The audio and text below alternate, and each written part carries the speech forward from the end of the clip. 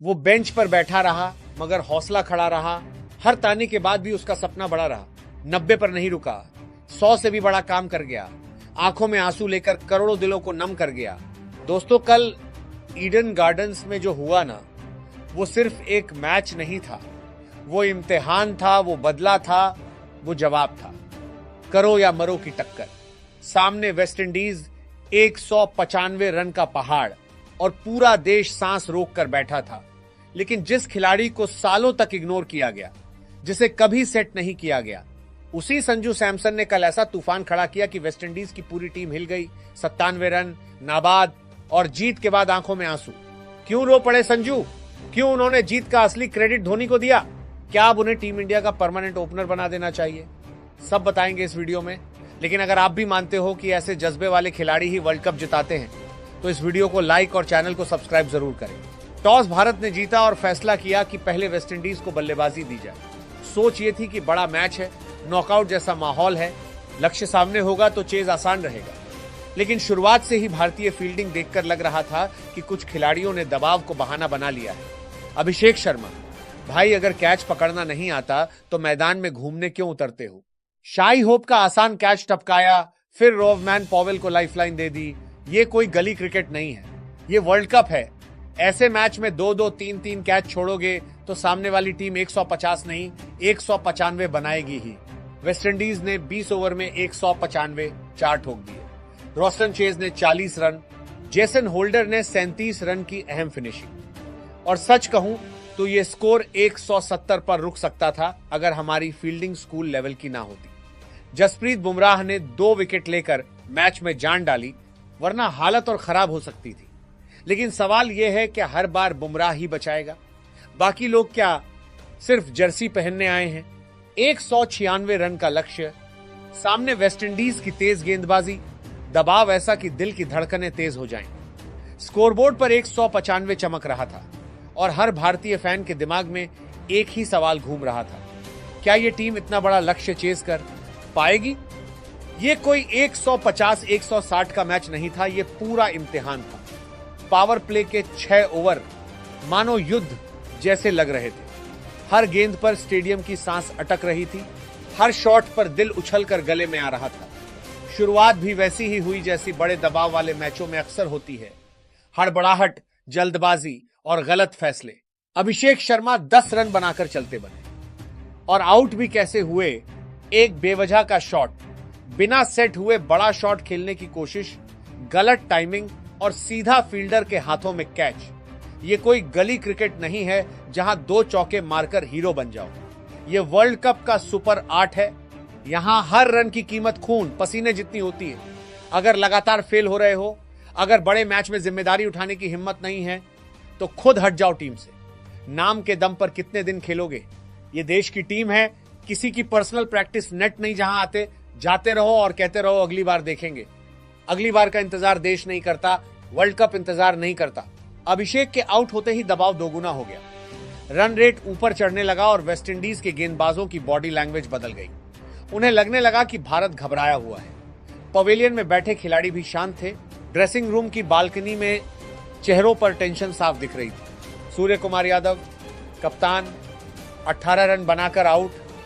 हां, शुरुआत में एक मुश्किल कैच छूटा तो किस्मत ने मौका जरूर दिया, लेकिन बड़े खिलाड़ी किस्मत के सहारे नहीं खड़ता है। येलते वो किस्मत को मजबूर कर देते। वो मौका भी भुना नहीं पाए। कुछ अच्छे शॉट जरूर लगे, एक छक्का भी आया, लेकिन जिम्मेदारी वाली पारी नहीं दिखी। कप्तान अगर 30-40 रन की एंकरिंग नहीं कर सकता ऐसे मैच में, तो सवाल उठेंगे ही।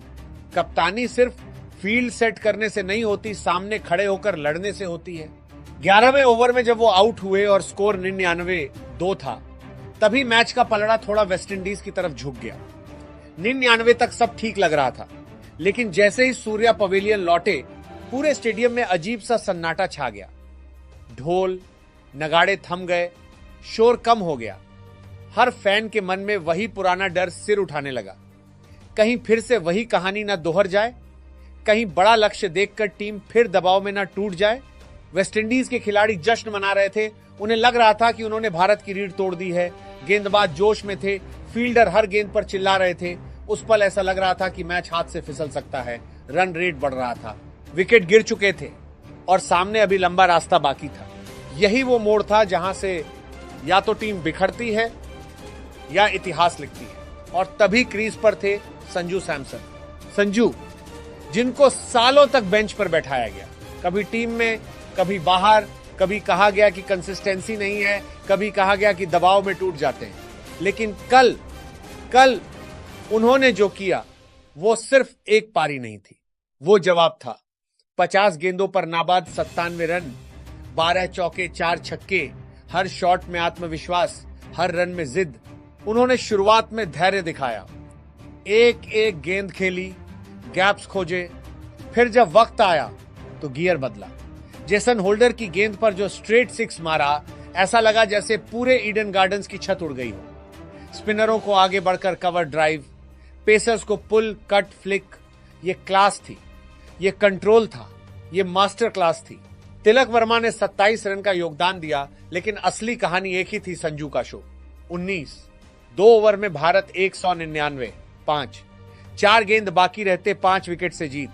और जैसे ही विजयी रन बना, संजू घुटनों पर बैठ गए, आसमान की तरफ देखा, दिल पर हाथ रखा। वो आंसू, वो सच्चे थे, वो सालों की मेहनत, सालों की आलोचना, सालों के इंतजार के आंसू थे। पोस्ट मैच में जब उन्हें प्लेयर ऑफ द मैच मिला, उन्होंने कहा, ये मेरी जिंदगी के सबसे महान दिनों में से एक है। मैंने खुद पर बहुत डाउट किया था, लेकिन आज भगवान ने आशीर्वाद दिया। उनकी आवाज भर्रा रही थी और फिर उन्होंने जो कहा वो दिल जीत लेने वाला था। उन्होंने क्रेडिट दिया महेंद्र सिंह धोनी को, कहा कि उन्होंने विराट कोहली, रोहित शर्मा और खासकर MS धोनी से सीखा कि मैच को कैसे पेस करना है, कैसे सिचुएशन के हिसाब से खेल बदलना है। और सच बताऊं, कल की पारी में धोनी की झलक साफ दिखी। शुरुआत में एंकर, फिर फिनिशर, आखिरी ओवरों में वही ठंडा दिमाग, वही क्लीन हिटिंग। धोनी का नाम लेते वक्त उनकी आंखें फिर नम हो गईं। बोले, मैंने देखा है कैसे वो बड़े मैचों में शांत रहते थे, मैंने कोशिश की कि वही करूं। यही फर्क है असली खिलाड़ियों में, जो अपने गुरुओं को याद रखते हैं वही आगे बढ़ते हैं।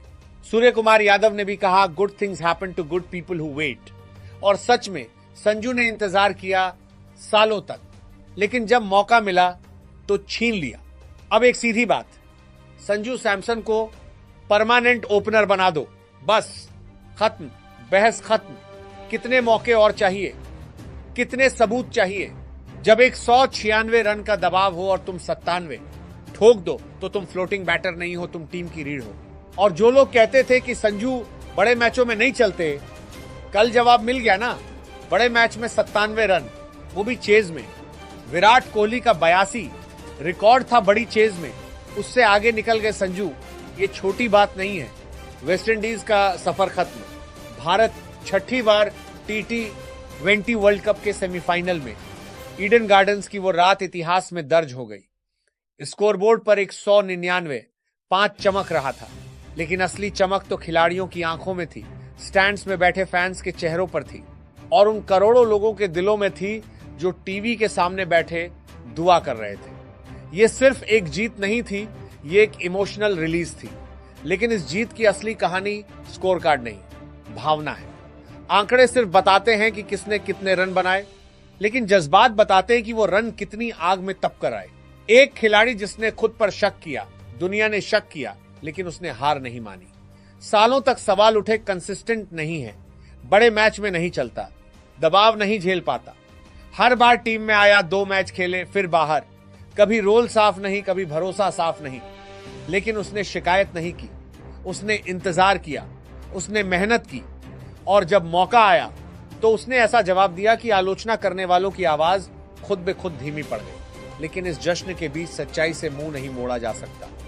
दूसरी तरफ हमें यह भी देखना होगा कि टीम में कुछ खिलाड़ी लगातार फेल हो रहे हैं। बड़े टूर्नामेंट सिर्फ एक हीरो से नहीं जीते जाते, पूरी टीम को जिम्मेदारी लेनी पड़ती है।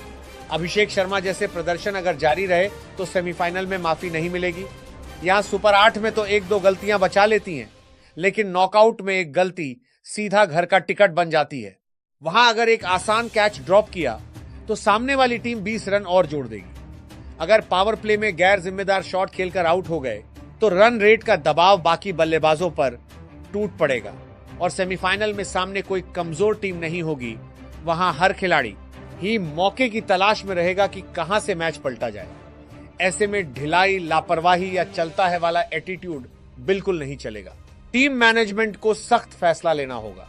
नाम बड़ा है या छोटा, इससे फर्क नहीं पड़ना चाहिए। फॉर्म और कमिटमेंट सबसे ऊपर होना चाहिए। वीडियो पसंद आया तो लाइक